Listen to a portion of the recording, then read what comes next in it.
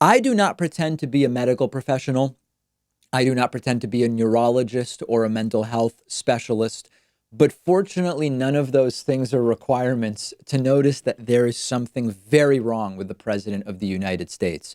And there's a new report that says Donald Trump is regularly stumbling, slurring, and confused at the White House. Now, I'll be totally upfront. This could be drug abuse, as we've covered. This could be early stage dementia. This could be some other form of cognitive decline. This could be the side effect of some medication we've not been told Donald Trump is on.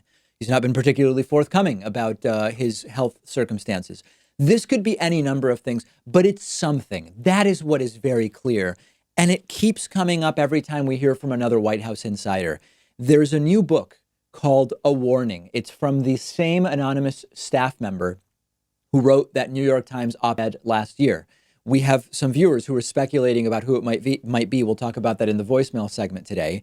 They claim to be part of the resistance inside the Trump administration. And as usual, if merely 5% of what's alleged in the book is true, it's cause for immediate alarm, concern, and action.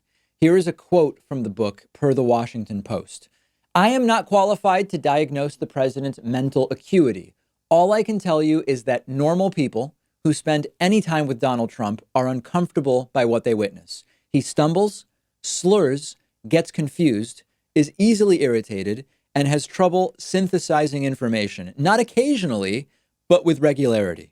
Those who would claim otherwise are lying to themselves or to the country. Now, there's a bunch of other stuff in the book about Trump making fun of women's physical appearance, making fun of people's weight. Trump is, likely technically obese, by the way. He still makes fun of other people's weight.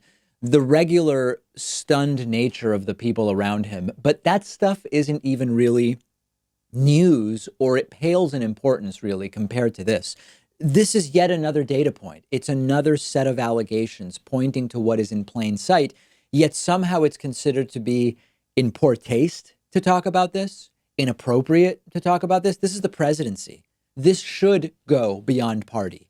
Unable to put together coherent sentences, being very up in one speech with dilated pupils, and hours later being down like he's coming down from uppers and slurring. And it's almost like he can't get his tongue out of the way to speak, wanting to get to the oranges of an investigation, repeating that twice, but looking confused as if he recognizes that what's coming out of his own mouth doesn't make sense, but seemingly unable to make any sense. Walking out of Air Force One, facing his limousine, but starting to wander away until a staffer can take him by the arm and bring him back to the car. Something similar happened when he was greeting the Argentinian president at the G7, I believe it was, in Argentina, and on and on and on. So I implore you, put politics aside for a moment.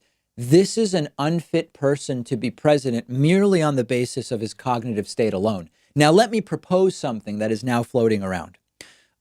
There is a point of view that this is all staged and concocted. The idea is create a pretext for a Reagan defense for Donald Trump if and when criminal charges are brought against him for who knows which list of the litany of criminal acts that he likely has committed as president.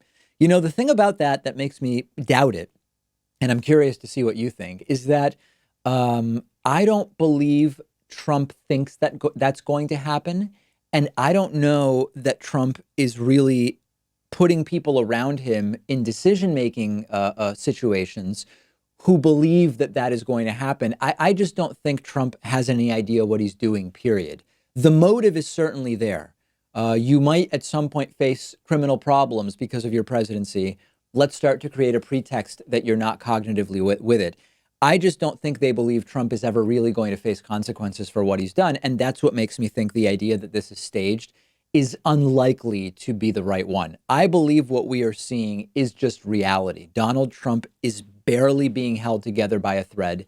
And we've actually got a specific example from this weekend that I want to talk about next.